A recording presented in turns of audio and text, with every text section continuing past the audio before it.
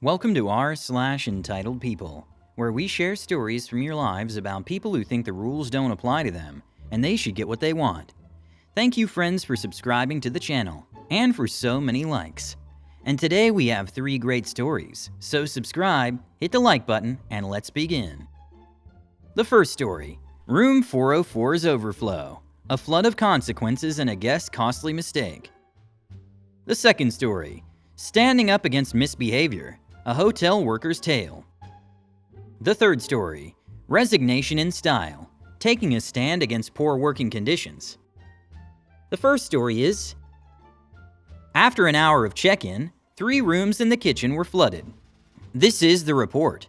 When I arrived at work this morning at 3:11 p.m., visitors in room 204 called the fire department to report that water was pouring into their room, 204, from the ceiling, indicating that the room above them must be flooded. Maintenance immediately walked up and observed that water was dripping from the ceiling in room 304. Next, maintenance moved to 404. When the guests did not answer the door, the guys entered and discovered them on the balcony. To catch their attention and get them into the room, the boys rapped on the window. "How did you all get in here?" the woman said. Using their bypass key, maintenance informed her. They clarified that after knocking and getting no response, they entered to turn off the water.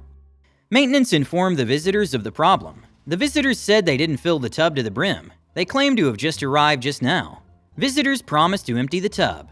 Maintenance went to evaluate the circumstances. At 10:37 a.m., the guest received their keys and was allowed to enter the room. After that, no one else entered the room. The catering kitchen and hallway at River Meeting were also affected by the water damage. Ground floor buckets were set out by maintenance, who then began to mop up the water. In order to begin removing the water from the carpet, maintenance returned to 404.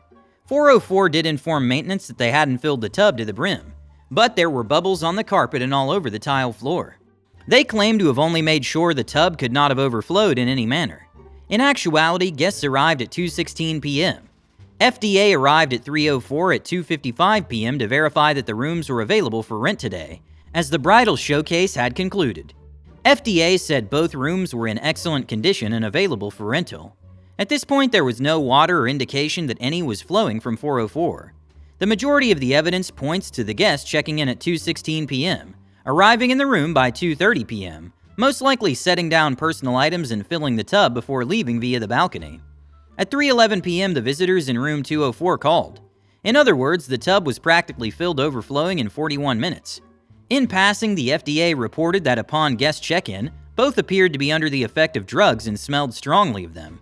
The party's male member said that the woman was intoxicated. This was directly from his own lips. When they engaged with the people in room 404, maintenance both claimed that they were intoxicated and they smelled strongly of illegal substances. The room also had an overpowering, disagreeable smell of illegal substances.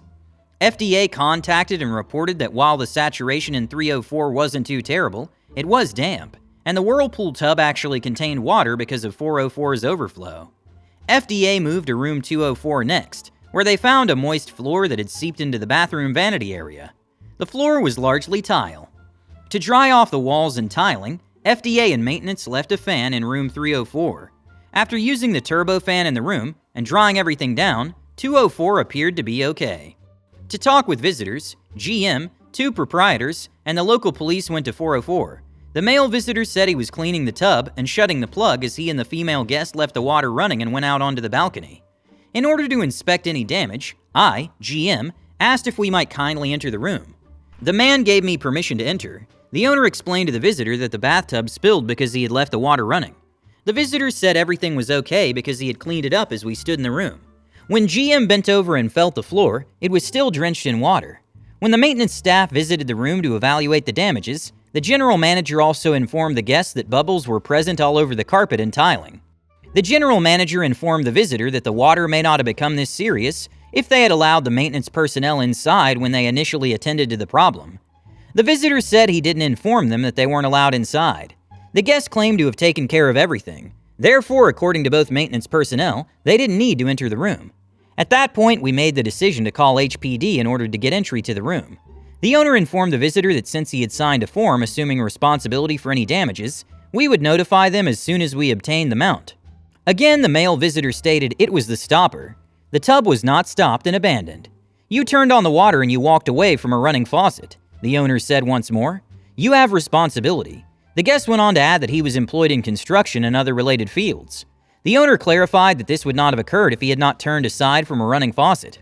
He said that they might as well leave as he was only here to unwind and enjoy himself. The owner gave him the option to stay or leave.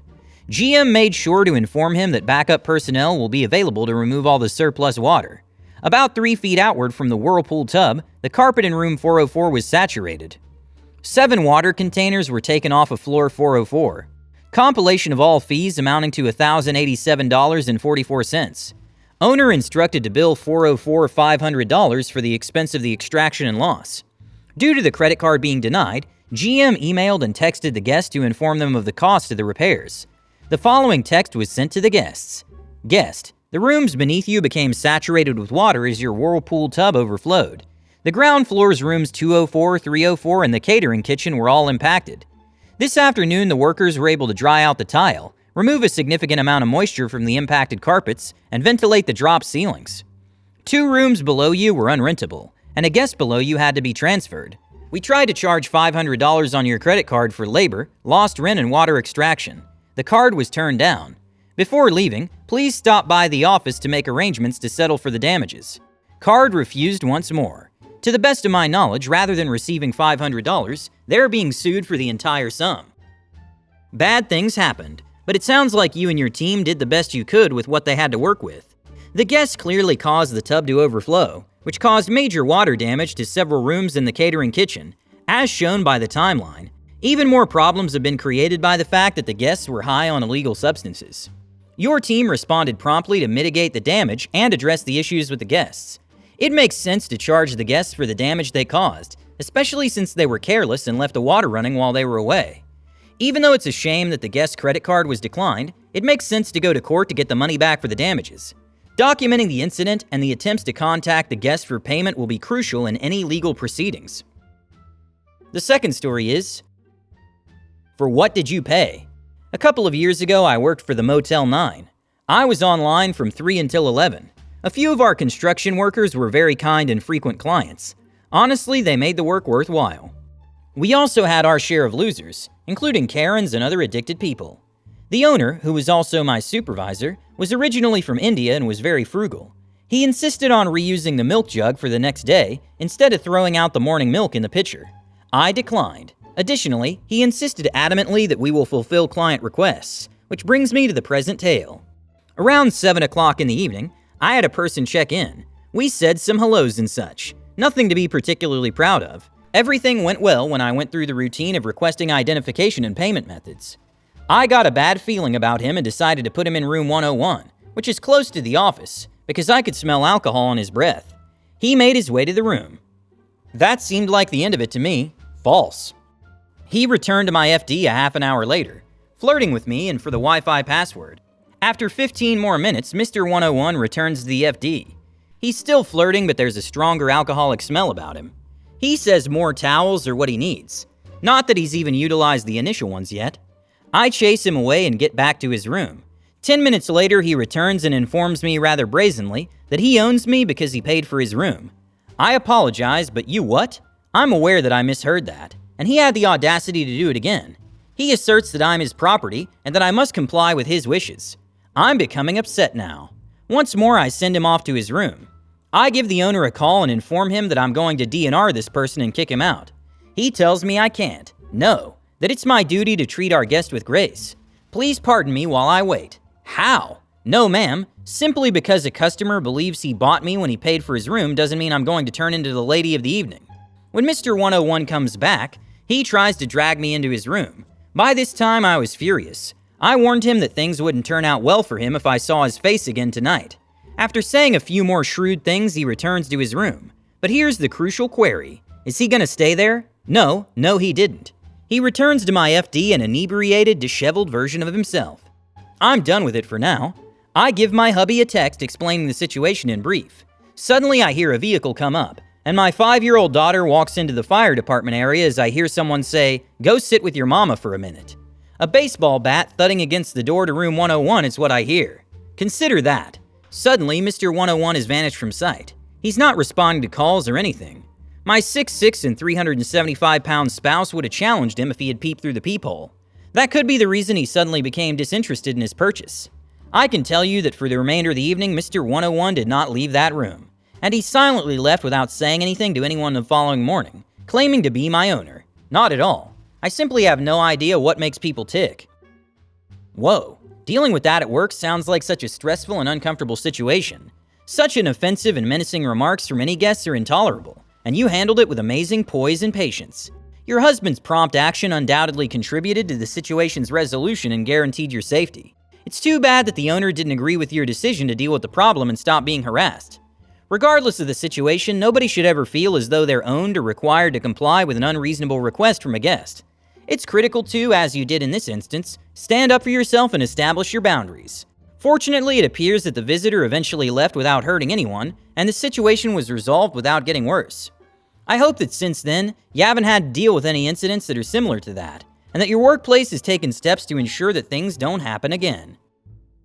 The third story is, I used to design and oversee all CNC work at a furniture manufacturer. I should start by saying that I'm an Australian. I used to work with an elderly Chinese man who spoke only Russian, should have retired 20 years ago, and would frequently become angry about little things. Up until I picked up a few Russian words, our communication consisted nearly entirely of mime and charades. Not that my supervisor was much better, but at least he was somewhat conversant, mainly thanks to me. The owner of the company, who was also my boss, was an irrational control freak who also struggled with anger management. He would chastise the employees, who were paid on a peculiar cash-in-hand piecework system and hardly knew English at all. He would become irrationally angry when he didn't get his way and demand miracles. My PC, which I had to use for everything, was heavily restricted, and his stupid son was in charge of all things IT. Some of my software wouldn't be there the next time the computer started up if I installed it locally, so I had to run it from a USB stick. It was almost not feasible. I gave up and completed everything on my own laptop, which I brought in. I spent a year repairing vital equipment that belonged to a licensed electrician and working with CNC machines whose software was 20 years outdated and prone to frequent crashes. I strolled into the boss's office after a difficult weekend at home, handed my 2 weeks written notice, and he gave me the cold shoulder, acting as though I hadn't ever been there. I placed it in front of him on his desk. A week later, I had a problem with my radiator, so every afternoon before I left for home, I had to fill it with water. He asked me why I was leaving the company when he came up next to me in his Mercedes of the current year. Sincerely, I informed him that I had had enough of the working environment, that my pay was inadequate for the work I was performing, and that I had moved on to a better place to work. His reaction was that he couldn't afford to pay more, and that in his opinion I was getting tons of money, and he didn't receive any warning, expecting me to still be there for another 2 weeks. I only had 3 days left. I then created a CAD file with good large text in it the very next day, after not getting any sleep that night, and I cut it out on the CNC router onto a massive 2.4 by 1.2 meter MDF sheet. To name of the boss, I quit effective immediately. Regards, my name and date. After that, I loaded it onto a cart, brought it into the workplace, placed it in front of his desk in his room, and left. The only kind person in the building, the secretary, gave me an embrace before I walked out, never to come back. I have no idea what transpired after this, but I was paid for the next 2 weeks as I started a new job at a different place with double the pay and much better benefits. The business soon after closed. It's obvious that leaving was the best course of action for your professional growth and well-being. Your creative and bold resignation letter made a clear statement about your decision to leave, and it seems like a fitting way to assert your departure from such a toxic workplace. It's lucky that you were able to move on to a new position where the salary and working environment were better. Poorly run businesses frequently face difficulties and eventually go out of business, particularly if they abuse their staff and neglect to address underlying problems. Hit the like button to support the channel and subscribe. Have a good day.